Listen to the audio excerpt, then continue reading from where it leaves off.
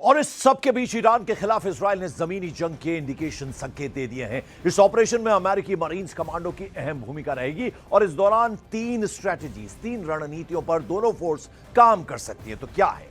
पहला फेज है surgical strike और पैराड्रॉप। इसमें अमेरिका और इजराइल के कमांडो हेलीकॉप्टर के जरिए सीधे ईरान के परमाणु ठिकानों और मुश्तबा खामनेई के कमांड बंकर्स के पास उतर सकते हैं। इनका मकसद है टारगेटेड किलिंग और बंकर्स को अंदर से तबाह करना।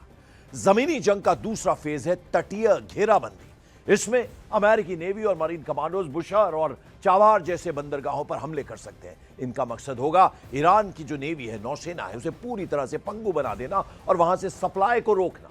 फिर ग्राउंड ऑपरेशन का तीसरा फेज होगा बफर जोन बनाना।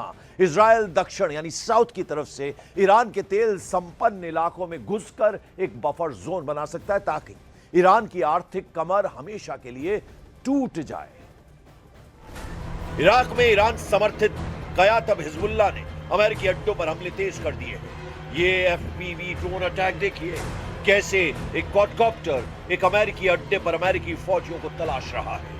बाद में जब उसे कुछ नहीं मिलता तो वो अमेरिका के एक ब्लैक हॉक हेलीकॉप्टर से जाकर टकरा जाता है।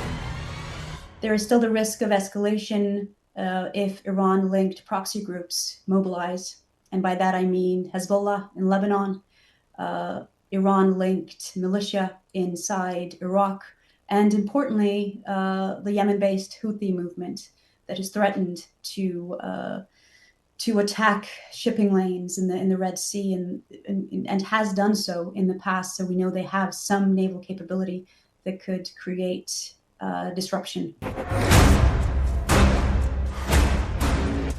इस युद्ध में तुर्की पर भी सबकी नजर है और एर्दोआन ने अरब देशों से कहा है कि वो इस युद्ध में शामिल न हों। सऊदी अरब, यूएई और कतर का दौरा करने के बाद तुर्की के विदेश मंत्री को इस बात का एहसास हुआ कि ये सभी देश ईरान के खिलाफ युद्ध में उतरने के लिए तैयार हैं।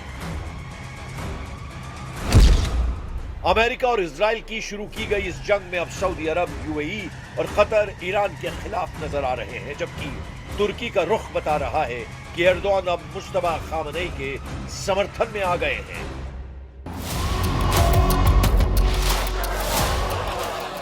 ये ऐसे वक्त में हो रहा है जब ट्रंप के 5000 कमांडोज ईरान की सरहद में दाखिल होने के लिए तैयार कर दिए गए हैं। खार्क